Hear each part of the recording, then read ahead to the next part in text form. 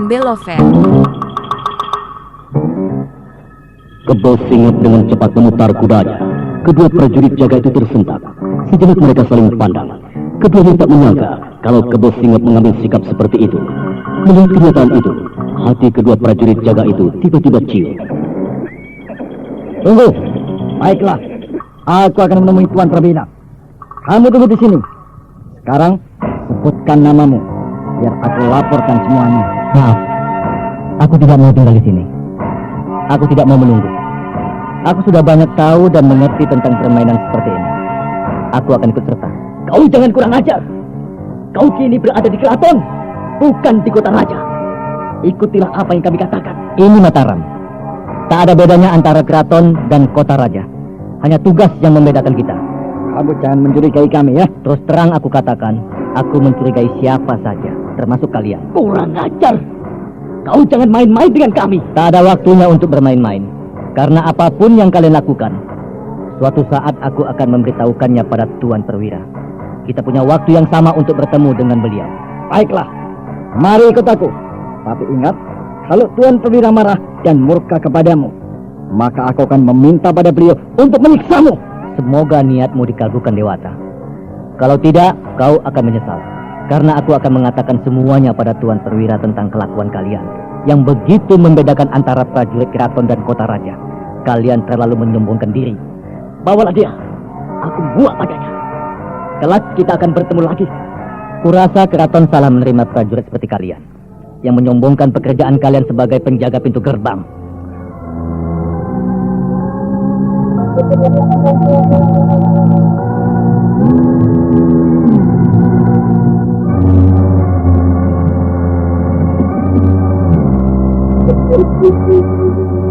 Kebo Singep tak turun dari kudanya. Dia memacu kudanya mendahului prajurit jaga itu.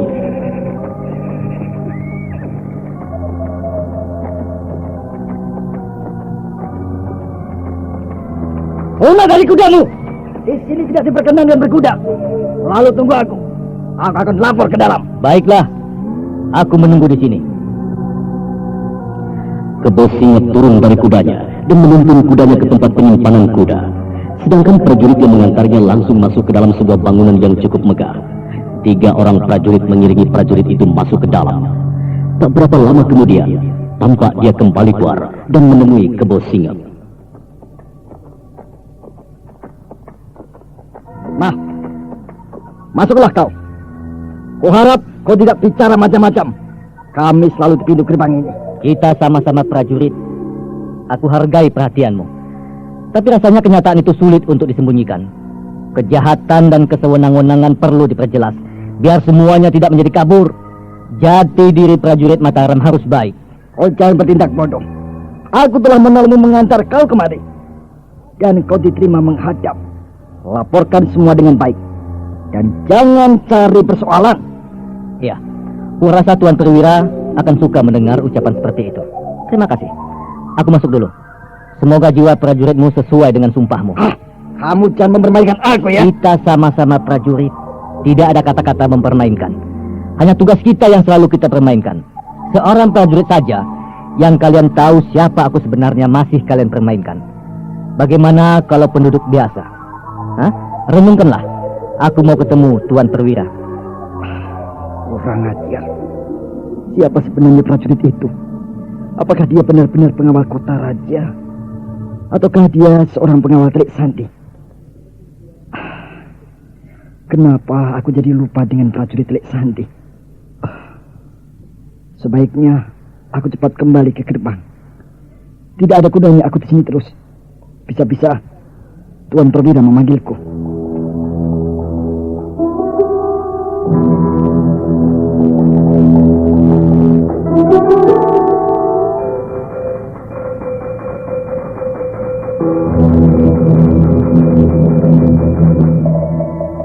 Maafkan hamba Tuan Perwira.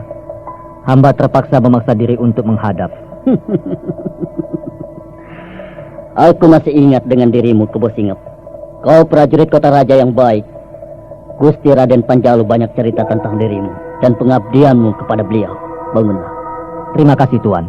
Kebo Singep, aku yakin kau datang kemari membawa berita yang penting. Karena prajurit itu menceritakan semuanya. Bagaimana kau memaksa mereka agar mengizinkan kau masuk untuk menghadapku? Apakah Gusti Raden mengirim pesan rahasia untukku? Ataukah ada berita penting dari kota raja? Maafkan hamba Tuan Perwira Renggiwa. Sebenarnya hamba kemari tanpa perintah dari Gusti Raden. Bahkan hamba kemari tidak diketahui seorang prajurit pun, selain teman jaga hamba dan Ki Pundak. Oh, kenapa kau pergi tanpa setahu yang lain? Apalagi Gusti Raden Panjalu, hah? Bukankah itu suatu pelanggaran dan kau bisa dihukum? Maaf Tuan, kalau ketahuan bukan hanya hukuman, tapi nyawa hamba jadi taruhannya. Hamba akan hukum mati kalau sampai ketahuan meninggalkan rumah Gusti Raden. Apalagi kalau ketahuan hamba ke keraton. Kalau kau telah berani mempertaruhkan nyawamu untuk pergi ke keraton, pasti ada hal yang begitu penting. Katakanlah. Maafkan hamba Tuan. Saat ini semuanya mengenai diri dan hidup hamba tergantung pada Tuan Perwira. Karena kalau Tuan buka mulut dan tak mengubris semua laporan hamba, maka itulah awal dari semua malapetaka untuk diri hamba dan juga teman-teman hamba di kota raja. Hamba harap Tuan merahasiakan kedatangan hamba di sini menemui Tuan. Kebo Singep, kita telah saling kenal dan aku tahu siapa dirimu. Kalau memang suatu hal yang penting dan rahasia, maka aku akan menjaganya dan berusaha untuk menutupinya dengan taruhan nyawaku sendiri. Terima kasih Tuan. Baru lega rasanya hati hamba. Dan kalau hamba mati pun rasanya tidak sia-sia semuanya. Kau ini ada-ada saja. Ayo, katakanlah. Tuan Perwira. Iya. Saat ini di rumah Raden Panjalu telah datang dua orang yang mencurigakan. Yang satu tua dan mengaku bernama Nini Utari Seketi. Nini Utari Seketi, dia seorang pendekar dari pantai selatan. Dan terakhir, aku dengar pendekar jahat itu telah mati. Tetapi, kenapa jadi dia bisa masuk ke Mataram ini? Memang semula hamba dan semua menduga demikian. Tapi pada akhirnya, kami menyadari keganjilan-keganjilan itu. Hamba pribadi sejak mereka datang sudah tidak bisa menerima semua keterangan itu. Hamba yakin dia itu adalah Nyai Balitung.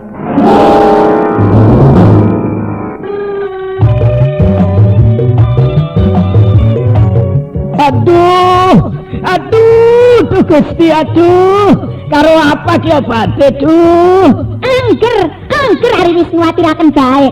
Wah, kok malah ngecek wong lanang gering puyeng, larandas, lara untuk. Aduh, saking larae sampai nyutut mengkenen. Beli kakek gawe nang obat. Aduh. Lho, ari Kang Bohel, lamun sing mau atuh. Kula mah beli apa-apa. Nah iki Oskaden, puyeng, larandas, lara untu, keresepan sok lara. Karo kian bae kula mah Oskaden beli suwe. Aduh, sering ngantuk kita mari nginum Kang Kienku. Makane pekerjaan iki lagi numpuk pisan. Dasar Kang Bohel mah ketinggalan zaman. Minum Oskaden mah ngantuk segala macem, Kang. Yang penting sih cepet waras. Tes waras. Coba ki. Aduh, Oskaden ya.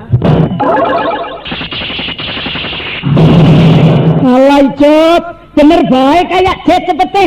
Wis langka puyenge, wis langka laran dase, wis langka lara untuke. Aduh ilang kabeh Jod. Wah, hebat Oskaden, hebat. Yang bener sih? Bener Oskaden.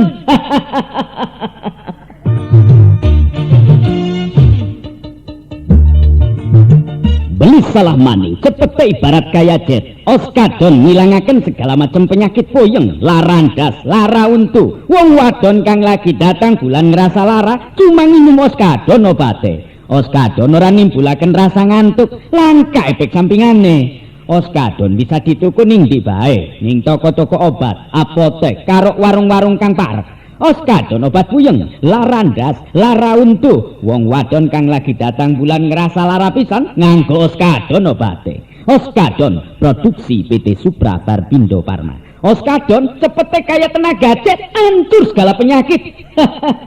Oskaden.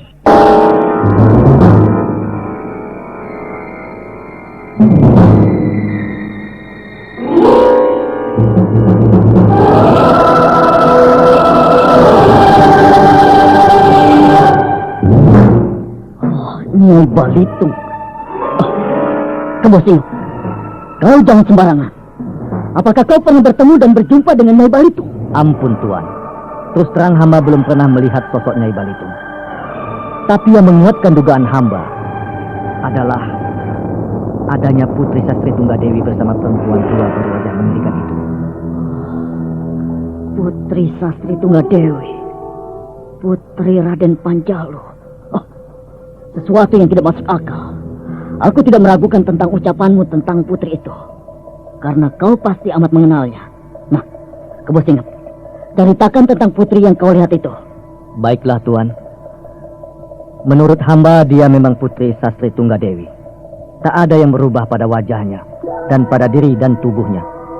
Tapi ada beberapa hal yang tidak bisa disembunyikan dari dirinya yang berubah, yaitu wajahnya begitu pucat dan di bawah matanya berwarna biru kehitam-hitaman. Matanya sendu kalau siang dan berubah tajam serta liar kalau malam hari. Dia sombong dan angkuh. Hamba adalah orang yang paling suka memanjakannya sewaktu dia masih kecil.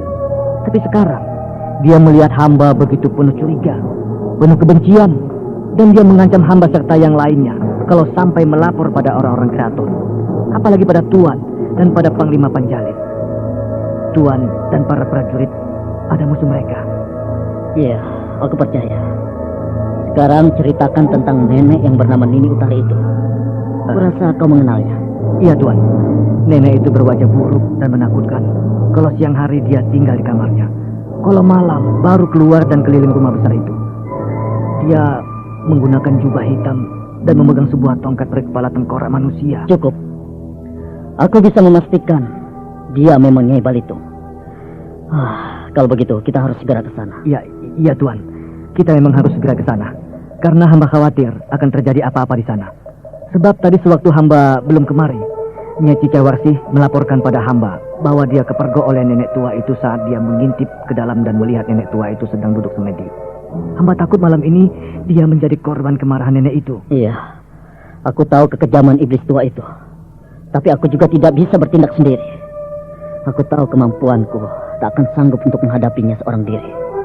Aku harus menemui Tuan Panjalin. Beliau bisa mengerahkan para perwira dan kesatria Mataram untuk sana. Kita butuh waktu. Kebo Singap. Ya. Kau tunggu di sini. Aku akan ke tempat Tuan Panjalin. Aku akan melaporkan semuanya. Baiklah Tuan. Tapi hamba harap Tuan tidak menceritakan apa-apa tentang kehadiran hamba di sini. Tenanglah, Kebo Singap. Aku tidak akan cerita. Percayalah kepadaku.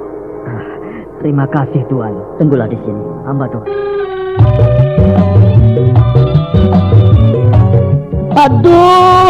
Aduh, Gusti, aduh. Karo apa ki obate, duh?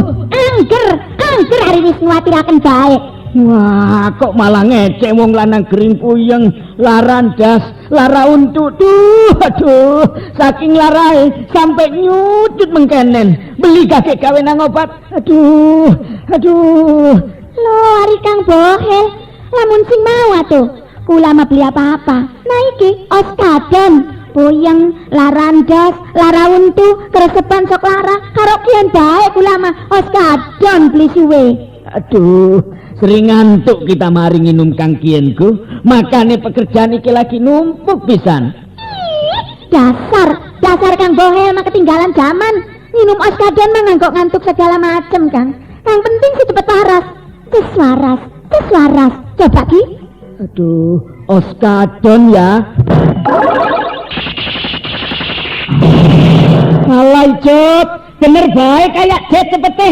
Wis langka puyenge, wis langka laran dase, wis langka lara untu. Aduh ilang kabeh Jod. Wah, hebat oskadon, hebat. Yang bener sih? Bener oskadon.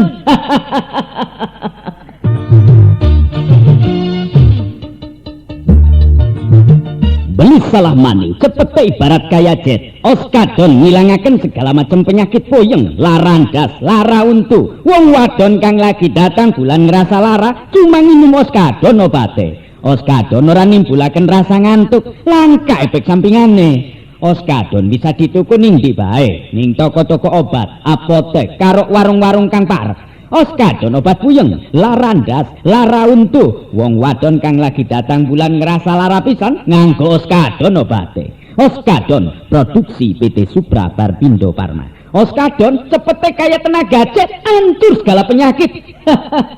Oskadon.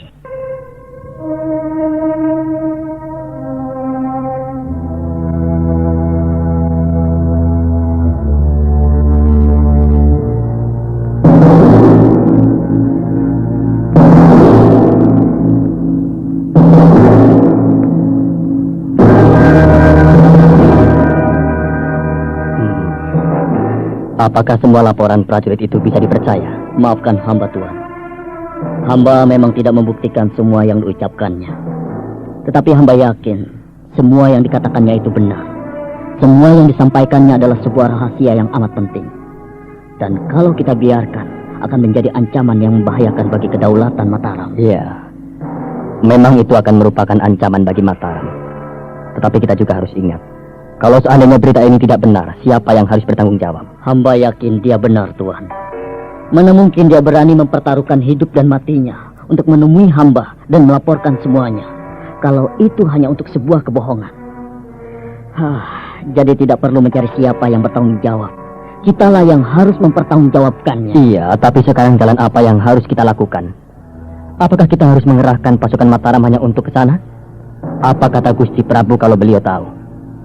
Padahal seharusnya saat ini kita harus mencari para ksatria pilih tanding untuk mengawal Gusti Prabu pergi ke Merak Jingga, menghadiri perkawinan Rangga Geni dan Dyah Ayu Pengukir. Kita harus mempersiapkan semuanya dengan matang. Kalau tidak, kita akan mendapat kerugian yang sangat besar. Maaf, Tuan. Kalau begitu para ksatria itu kita bawa saja ke rumah Gusti Raden Panjalu, sekaligus menguji kemampuan mereka. Ki Panjalin mengangguk-angguk setuju. Lalu dia mendekati Rangkiwa Sukma dan menepuk-nepuk pundak perwilanya itu dengan penuh persahabatan. Tak berapa lama kemudian dia memanggil prajuritnya untuk memanggil para ksatria dan perwira yang akan dicalonkan untuk mengawal kepergian Rakai Panangkaran ke Merak Jingga. Dengan demikian, kita akan tahu sampai di mana kemampuan mereka. Sebab Nyai Balitung dan Sastri Tunggadewi adalah siluman dan tokoh jahat yang memiliki ilmu yang tinggi. Kalau kita berhasil mengusirnya dari tanah Mataram ini, maka kita akan bisa menjamin keselamatan Gusti Prabu dalam perjalanan ke Merak Jingga.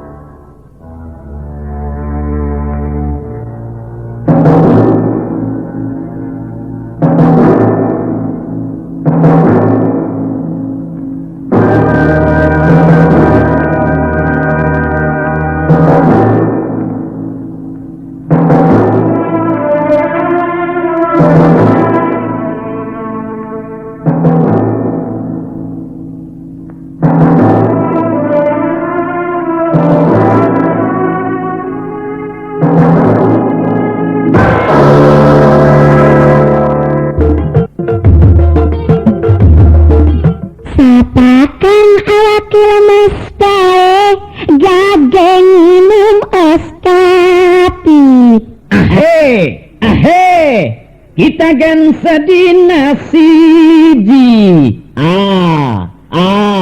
Sehat awake. Lan kerjane ora cepet lemes. Ada. Pantes semangat lan sehat bae si Akang mah. Pantes minum os kapit sedina siji. Hebat. Os kapit salah siji multivitamin lan mineral kang paling dibutuhaken ning awak kita. Vitamin kang bisa nambah tenaga lan sekaligus menimbulaken semangat ning awak kita. Haca, os kapit vitamin kang bener-bener lengkap.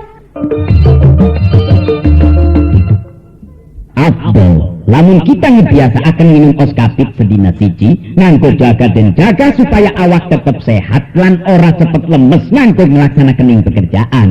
Os kapit kan bagus pisan nganggo ibu-ibu kang lagi hamil dan nyusui supaya bayinya sehat lan cerdas, mangkane minum os kapit sedina siji. Kang kurang darah, nafsu mangane kurang, gen minum os kapit. Os kapit vitamin kang lengkep pisan lan sekaligus menjaganing kesehatan kita kabeh supaya dadi jag-jag weringkas waluya jati maning. Os kapit nganggo kita kang sering kerja berat lan nganggo para olahragawan, olahragawati, adik-adik pelajar, karyawan, karyawati biasa akan minum os kapit sedina siji.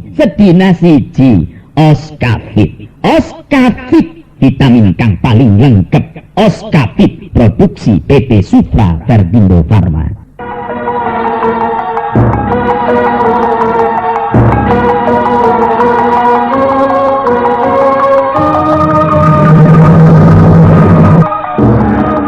Nah, saudara pendengar, bagaimana kisah selanjutnya? Apakah yang akan terjadi? Apakah mereka berhasil melakukan semuanya dengan baik? Untuk mengetahui jawabannya, ikuti terus serial Mantra Naga Bumi ini pada seri berikutnya, hanya di radio sayangan Anda ini. Sampai jumpa.